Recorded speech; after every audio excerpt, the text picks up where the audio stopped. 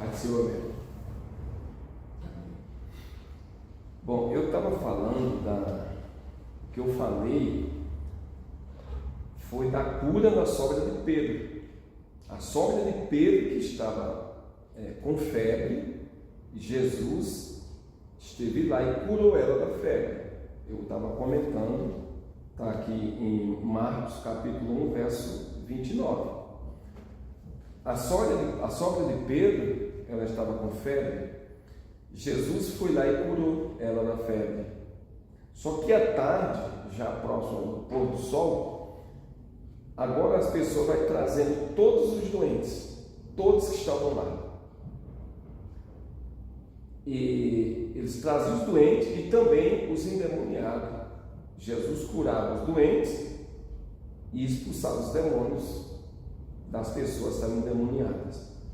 Agora, por que hoje não ora mais para isso? Porque às vezes a gente vê pessoas falando de igreja e falando de falso profeta, fulano é falso profeta, que cura os enfermos, expulsa demônio, mas aqui Jesus não estava curando os enfermos, expulsando os demônios?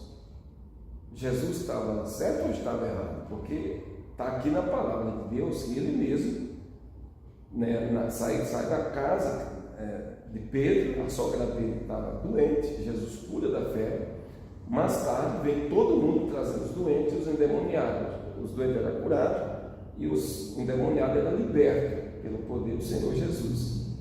Agora, por que muitas pessoas falam que fulano está pregando, esse negócio de igreja de cura, isso é de falso profeta? Naquele dia, muitos vão dizer: Senhor, em teu nome eu curei, eu profetizei.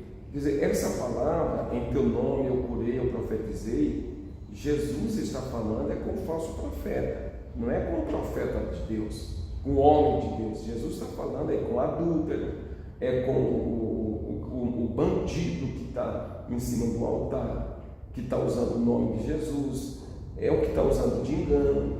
Esse sim, Jesus está dizendo, naquele dia, ele vai dizer: em teu nome eu curei, em teu nome eu profetizei, em teu nome eu expulsei demônios. Jesus vai dizer assim: aparta de mim que eu nunca te conheci. Mas os verdadeiros homens de Deus, o próprio Jesus, lá em Mateus está escrito, em Mateus 10, que o próprio Jesus, ele deu poder, autoridade para curar os enfermos, para expulsar os demônios. Então, veja, a sogra de Pedro curava os enfermos. O uso de lenço de uso pessoal de Paulo era colocado em rosto dos doentes e os doentes eram curados. Agora, quando se prega milagre hoje, vocês duvidam? Você não crê no milagre? Você acredita mais na teologia do que no próprio poder de Deus? Então, depois que entrou a teologia na igreja, cessou os milagres. Por quê? Porque as pessoas querem empurrar de goela abaixo a palavra e tirando os milagres. E o milagre está dentro da palavra de Deus. Está dentro da palavra de Deus. Veja, quando Jesus chega na casa de Pedro, o que ele fez? A primeira coisa foi curar a sogra de febre, de uma febre. Ele fez o apelo para ela, não existia apelo. E o que fez a mulher? Passou a servir a Jesus. Mais tarde vem o povo, os doentes, o povo trazendo os doentes, trazendo os endemoniados. O que fazia esse povo seguir a Jesus? Porque ele via quem era Jesus. O fato de Jesus atender e curar, libertar o povo, as pessoas seguiam Jesus. E aí muitas pessoas falam: mas tem pessoas que você vai para a igreja por causa de milagre. Não, vai para a igreja por causa de Jesus. E os milagres acontecem. Eu, por exemplo, eu sou um dos tais. Estou na igreja por causa de um milagre. Jesus me curou, me tirou de cima de uma cama. Foi através da oração do meu irmão e Jesus me curou. E hoje eu estou servindo a Deus. Jesus me tirou de cima de uma cama. Eu tinha 15 anos de idade, 14, 15 anos de idade. Então, Jesus realizou um milagre na minha vida. Naquele dia que eu saí de cima daquela cama, eu falei para o meu irmão: eu vou ser crente, eu quero ser pastor. Os anos se passaram, me tornei pastor. E tudo que eu aprendi na Bíblia Sagrada é o que eu prego, e eu creio muito nos milagres. Então, o próprio Jesus, ele é milagre. Jesus é milagre, nunca mudou. A gente vê de verdade igrejas que lotam hoje, enche de gente, tem shows, mas você não vê milagre. Você não vê o paralítico andar, não consegue enxergar, não consegue ouvir, não vê falar, só vê as pessoas debater conhecimento, debater teologia, mas ninguém apresenta mais Jesus como ele é. Quem ele é? Quem é realmente Jesus para você? Quem é realmente Jesus? É isso que nós queremos saber. Por que as pessoas falam tanto em Jesus? E quando falam em milagre, eles falam assim, eu não estou aqui na igreja por causa de milagres. Olha, mas se nós estamos na igreja, tem Jesus, tem milagre. O problema é que muitas pessoas, eles não querem consagrar a vida. Os maiores homens de Deus, os grandes homens de Deus em toda a história, o que aconteceu era porque eles viviam em constante oração, se trancavam dentro de um quarto, orava sem cessar, consagrava a vida, e por onde ele passava o milagre acontecia.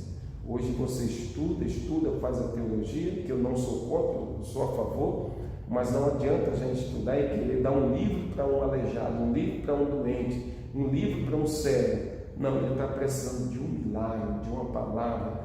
É bem verdade que quem cura é Jesus, homem nenhum faz milagre, mas existe doença que vocês sabem, que tem pessoa numa cadeira de roda, tem pessoa em cima de uma cama que é opressão maligna, tem pessoas que não enxergam, é demônio, tem pessoas que estão em cima de uma cama, é demônio que está ali.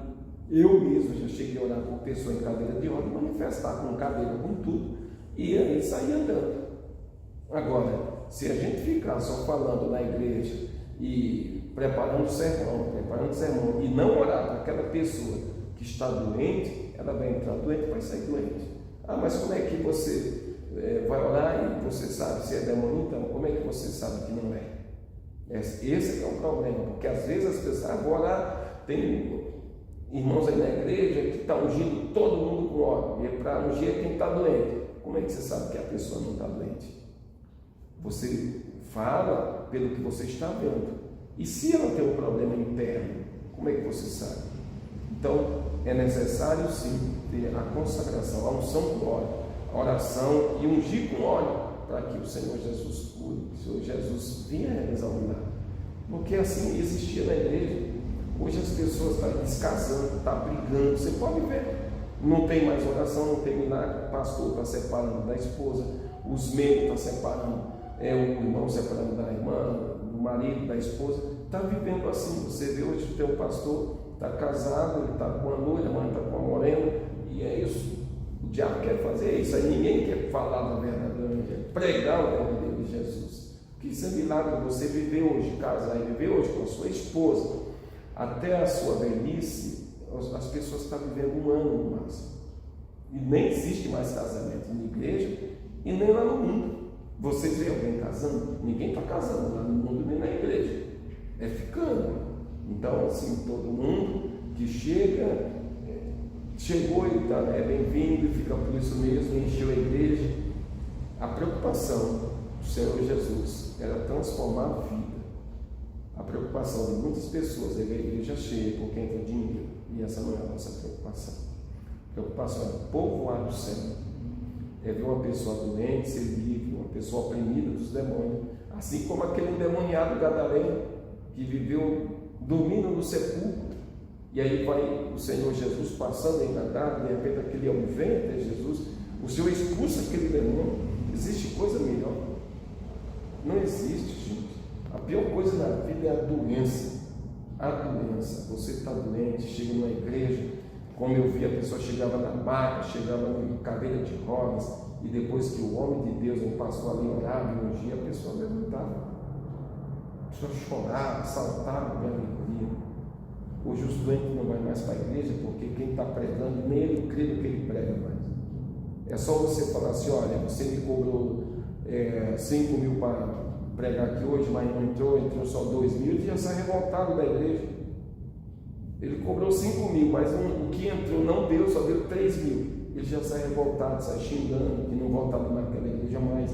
Ele foi pregar, não foi porque ele amava Jesus, é o prazer de falar de Jesus. Não, é porque ele tem o salário dele, é um comércio. E isso o povo continua doente. O povo continua sofrendo. E é isso. Deus abençoe.